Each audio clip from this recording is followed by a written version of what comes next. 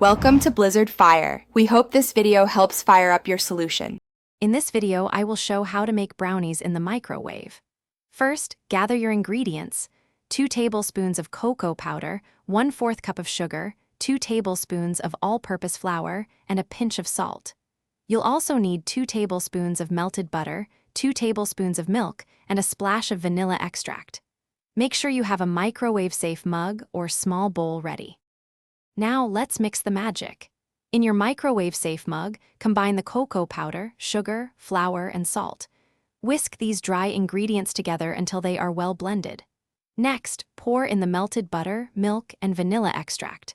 Stir gently until the batter is just combined and smooth. Remember, overmixing can lead to tough brownies, so stop as soon as there are no dry streaks. It's time to cook. Place your mug in the microwave. Heat on high for 60 to 90 seconds. Cooking times can vary quite a bit depending on your microwave's wattage, so start with 60 seconds and add more time in 10-second intervals if needed.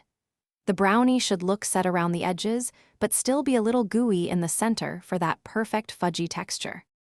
Once cooked, carefully remove the mug from the microwave. Let your brownie cool for about 2 to 3 minutes. It will continue to set as it cools. This also prevents you from burning your tongue. Feel free to add your favorite toppings, like a scoop of vanilla ice cream or a dollop of whipped cream for an extra special treat. Don't forget to check the description for a link to Little Tree's black ice and other great deals. Enjoy your delicious, homemade microwave brownie. Thanks for watching. If you found this helpful, don't forget to like and subscribe.